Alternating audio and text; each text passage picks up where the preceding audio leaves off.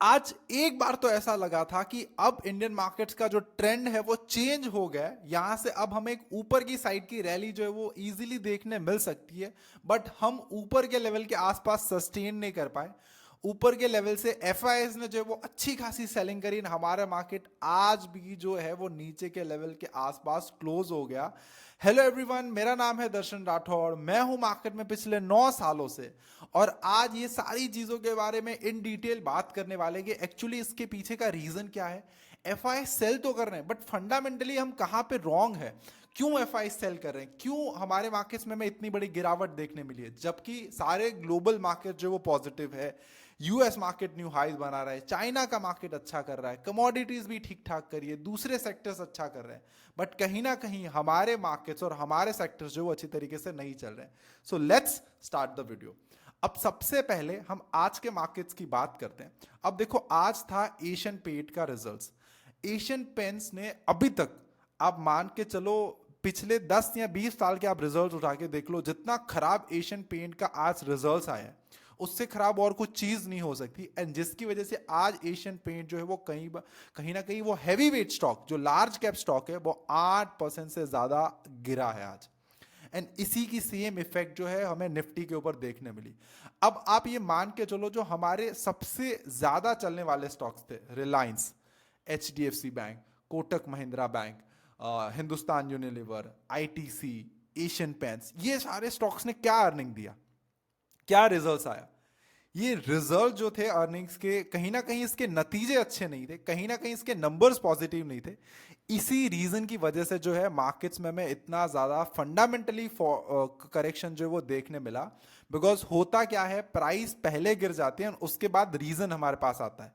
तो ये जो प्राइस गिर गई है ना, तो रीजन हमें अभी पता चल रहा है कि हमारी यहाँ पे ही वीकनेस है। हमारे यहाँ की भी जो कंपनीज है वो ठीक तरीके से मतलब अपनी अर्निंग्स को सस्टेन नहीं कर पा रही, या अर्निंग्स जो है वो अच्छी नहीं है। दैट इज द रीजन हम यहाँ से जो है वो टॉप से हमने 7.5 या 8% की जो है गिरावट देखने मिली। तो सबसे पहला रीजन तो ये था हमारे पास कि हमारी जो जो टॉप कंपनीज है उसके रिजल्ट्स अच्छे नहीं आए। इसी लेवल की वजह से, इसी कारण की वजह से हम सस्टेन नहीं कर पा रहे। सेकेंड, एक और भी रीजन है कि जो पैसे पहले इंडिया में बन रहे थे, राइट, जो अपॉर्चुनिटी इंडिया में बन रही थी, अब वो सेम अपॉर्चुनिटी अब यूएस में बेटर तरीके से बन रही है। ट्रम्प साहब आए, वहां के मार्केट्स ऊपर गए, क्रिप्टो करेंसीज ऊपर भाग रहे हैं। अब क्रिप्टो करेंसीज एक दिन में 5% चल जाता है, जबकि हमारे मार्केट्स को 5% चलने के लिए एक वीक का टाइम लगता है। तो अपॉर्चुनिटीज वहां पे बड़ी होगी। तो एक इन्वेस्टर और एक ट्रेडर क्या सोचेगा कि जहां पे मेरा पैसा जल्दी बन रहा है, मुझे वहां पे इन्वेस्ट करना चाहिए। तो अपॉर्चुनिटीज दूसरे मार्केट्स में अगर ज्यादा ओपन हो जाएगी, तो ऑब्वियसली कोई इन्वेस्टर यहां से अपना पोर्टफोलियो, जो सारे शेयर्स को बेच के वहां पे इन्वेस्ट करेगा। एक और मैं आपको फैक्ट बताता हूं। इलेक्शन के दिन यूएस के चारों इंडेक्स में, आप रसल देख लो, डाउ जोन्स देख लो, नैस्डैक देख लो, S&P 500 देख लो, टोटल जो बाइंग होती हुई थी दैट इज 18 बिलियन प्लस की। एक और इसमें फैक्ट आप देखो कि जो भी बाइंग हुई थी, सेम नंबर, एग्जैक्ट नंबर आप डिट्टो टू डिट्टो मैच कर लो, कि जितनी इंडियन मार्केट्स में ओवरऑल अभी तक सेलिंग हुई है, उतनी बाइंग वहां पे एक दिन में हुई। तो कहीं ना कहीं ये देखा जा रहा है कि पैसे जो है वो यहां से वहां पे ट्रांसफर हुए। अब बात करते हैं ग्लोबल मार्केट्स के बारे में, कि ग्लोबल मार्केट्स के मूड माहौल सब कुछ अच्छा है, वहां पे सब कुछ अच्छा चल रहा है, ऑल डे न्यू हाईज बना रहे हैं, हाई के आसपास क्लोज हो रहे हैं।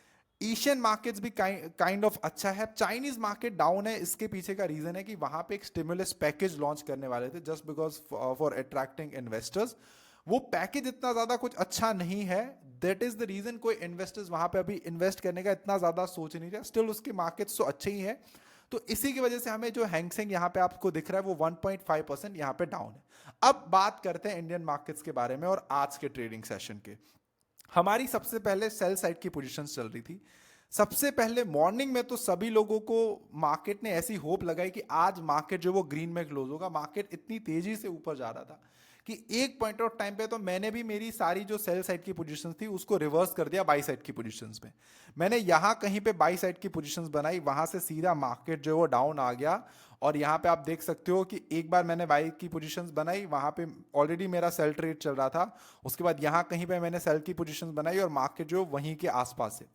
अब सेम पोजीशंस मेरी बैंक निफ्टी में थी, बिकॉज जिस तेजी से सारे इंडेक्सेस भाग रहे थे, ऐसा एक टाइम पे लग रहा था कि शायद ये रिवर्स हो सकता है। तो इसी रीजन की वजह से जो है मैंने दोनों पोजीशंस बाई साइड की ली थी, Nifty as well as bank Nifty में। एंड डे एंड के होते होते बैंक बैंक निफ्टी में हमारी अभी भी बाई साइड की पोजीशंस हैं और निफ्टी में हमारी सेल साइड की position. The reason is that bank Nifty इतना वीक नहीं दिखा रहा है compare to the Nifty.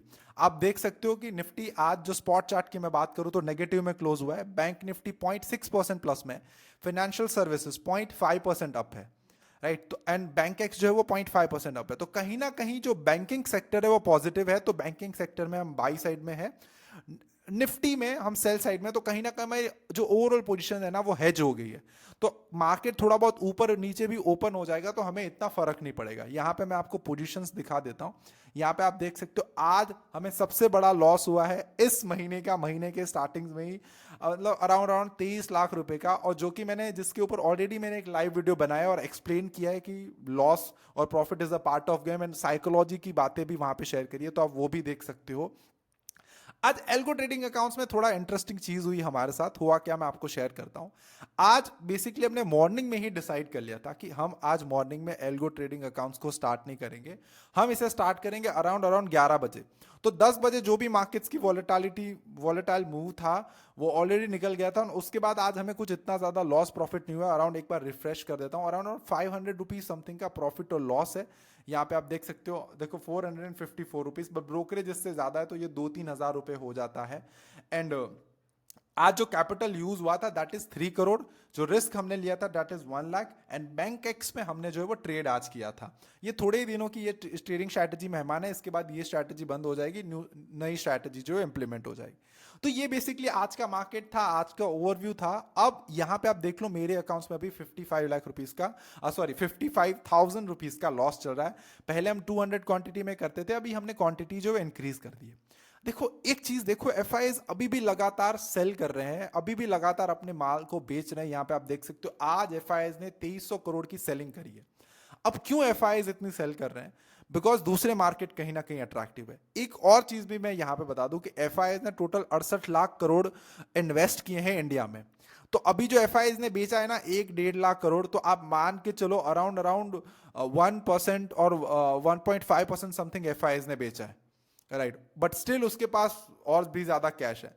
FI ये देख रहे हैं कि इंडियन मार्केट्स कितने स्ट्रांग है, इंडियन मार्केट्स में कौन कौन बिलीव कर रहा है, और इंडियन मार्केट्स के जो डोमेस्टिकल इंस्टीट्यूशनल इन्वेस्टर्स है उसकी स्ट्रेंथ क्या है, और रिटेल इन्वेस्टर्स की स्ट्रेंथ क्या है। तो रिटेलर्स बाय कर रहे हैं, डोमेस्टिकल इंस्टीट्यूशंस जो है वो बाय कर रहे हैं, एंड इसी की वजह से जो है मैं इतनी ज्यादा तेजी और मंदी नहीं देखने मिली। आज की जो रैली थी अपसाइड की वो मेनली डीआईएस की वजह से थी, बट एफआईज ने टॉप के लेवल के ऊपर सेलिंग कर दी एंड मार्केट जो वापस नीचे आ गया।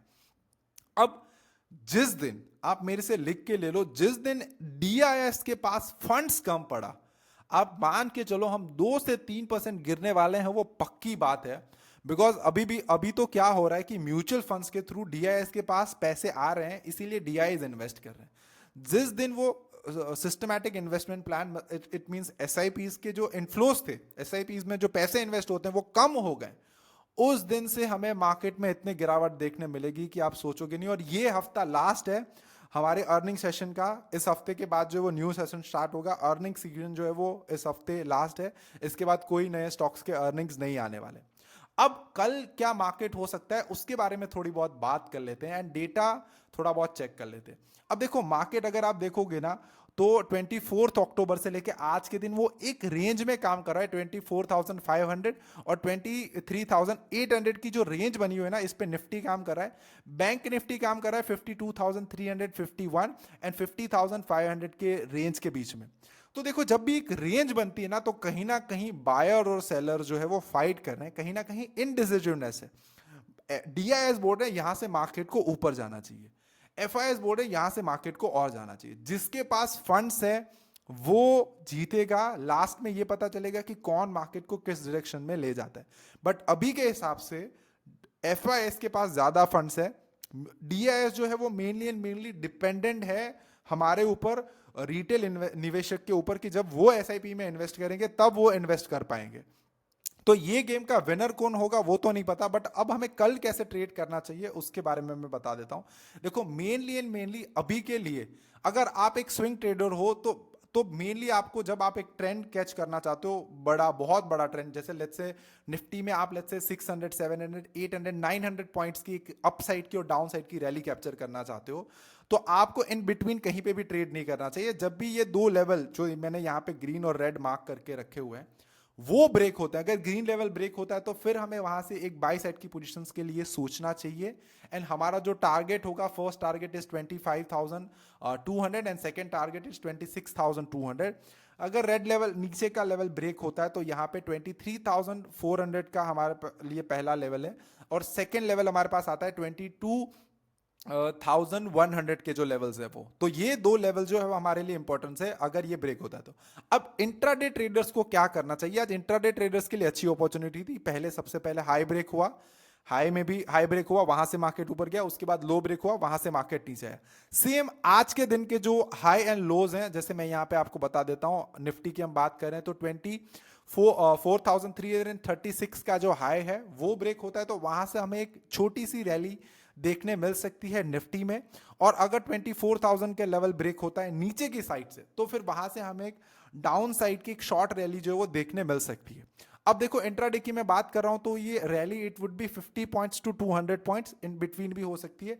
रैली में आपको इंट्राडे में कोई 1000 या 600 पॉइंट्स की मूवमेंट्स नहीं मिल सकते इंट्राडे में, that is for sure obvious, जब तक कि कुछ बड़ा नहीं हो जाता। तो ये सारी चीजें आपको ध्यान में रखनी है। तो कल के हाई एंड लोज को आपको वॉच आउट करना है और उसी के ऊपर जो है आपको ट्रेड करना है। बैंक निफ्टी ज्यादा स्ट्रांग लग रही है। अब देखो बैंक निफ्टी हर बार 1 2 3 4 टाइम इसी लेवल के आसपास सस्टेन करिए, इस लेवल को ब्रेक करने की ट्राई करिए। जिस दिन ब्रेक करो और इसके ऊपर ग्रीन क्लोजिंग दे दी, यहां से ऊपर जाने की पॉसिबिलिटी ज्यादा है। यहां पे आप देख सकते हो इसी टाइम यहां पे इसी लेवल के आसपास बैंक निफ्टी कंसोलिडेट करिए। सेम अगर आप स्विंग ट्रेडर हो तो आपको ये दो बड़े लेवल जो है वो ब्रेक करने का वेट करना चाहिए। एंड अगर आप एक इंट्राडे ट्रेडर हो तो बेसिकली ये जो कल के हाई है 52,177 एंड 51,294, अगर लेट्स से हाई ब्रेक होता है then we look for a buy, low break होता है then we look for a sell. Simple approach रखो अपने ट्रेडिंग का, बहुत ज्यादा कुछ दिमाग में ये इंडिकेटर वो इतना ज्यादा अप्रोच मत फॉलो करो, आप कंफ्यूज हो जाओगे। तो ये बेसिकली एक ट्रेडर के लिए अप्रोच था। अब मैं आपको बता देता हूं कि डेटा हमें क्या संकेत दे रहा है। सबसे पहले हम एडवांस एंड डिक्लाइन रेशियोज देख लेते हैं। यहां पे आप देख सकते हो तो advance and decline ratio kind of जिस तरीके से मैं देख पा रहा हूं साइडवेज है प्लस बेरिश है। तो एडवांस एंड डिक्लाइन रेशियो को आज हम साइडवेज जो है वो एक तरीके से लेते हैं कि आज का एडवांस एंड डिक्लाइन रेशियो जो है वो हमें कल के मार्केट्स के लिए साइडवेज अप्रोच बता रहा है। ऑप्शंस का डेटा क्या बता रहा है? देखो चेंज इन ओआई निफ्टी में साइडवेज बता रहा है, टोटल ओआई अभी भी ये बता रहा है कि कॉल राइटर ज्यादा, इट मींस कहीं ना कहीं मार्केट की इस वीक में भी गिरने की संभावना ज्यादा है। बैंक निफ्टी की सबसे पहले बात कर लेते तो देखो बैंक निफ्टी में पुट राइटर्स जो वो ज्यादा हो गए, तो कहीं ना कहीं बैंक निफ्टी आप देखोगे तो हमें शायद कल बैंक निफ्टी में एक अपसाइड की मूवमेंट्स मिल सकती है, बिकॉज आप चेंज इन ओआई देख सकते हो पुट साइड बहुत ज्यादा हो गया है compare to the call side. तो इस वीक में या इस डेटा के अनुसार बैंक ये बोल ऑप्शंस के डेटा ये बोल रहे हैं कि बैंक निफ्टी में हमें एक ऊपर की साइड की रैली जो वो दिख सकती है। तो ये भी kind of Nifty bearish, bank Nifty positive बोल रही है। और एफआईएस का अगर डेटा की आप बात करो तो सेम वो बोल रहे हैं, एफआईएस अभी भी नेगेटिव है, डीआईएस अभी भी पॉजिटिव है मार्केट्स पे। तो काइंड ऑफ जो डेटा हमें बता रहा है ओवरऑल अगर आप सारी चीजें देखो तो FIS negative, DIIs positive, option data for Nifty is negative, for bank Nifty is positive. तो मार्केट काइंड ऑफ साइडवेज रह सकता है फॉर नेक्स्ट डे, क्योंकि ये सारा जो डेटा है वो कुछ पॉजिटिव कुछ नेगेटिव हमें बता रहा है। अब सारी चीजें अब आपने समझ ली, अब आप एक इन्फॉर्म्ड डिसीजन जो है ले सकते हो। आई होप मेरे जो वीडियो है अब आपको थोड़े से इंटरेस्टिंग लग रहे होंगे एंड कुछ ना कुछ आपको इसमें से सीखने मिल रहा होगा। इसी तरीके से मेरे वीडियो को पूरा देखना, ध्यान से देखना, क्योंकि मैं अब बहुत ज्यादा आगे आने वाले वीडियोस में बहुत अच्छे अच्छे इनसाइट्स भी आप सभी लोगों के साथ शेयर करने वाला हूं। प्लस में मैं जो भी ट्रेड लेता हूं वो टेलीग्राम ग्रुप में मैं अपडेट करता रहता हूं, तो टेलीग्राम ग्रुप को भी चेकआउट करना। सारी चीजें आपके लिए फ्री ऑफ कॉस्ट है, किसी भी चीज के लिए मुझे कोई भी पैसे नहीं चाहिए आपसे। आई होप आपको मेरे वीडियोस पसंद आ रहे होंगे ना, आप कुछ ना कुछ इससे सीख रहे होंगे, समझ रहे होंगे। Till then keep watching, keep learning and keep making money from the stock market. Thank you so much, have a good day, bye bye.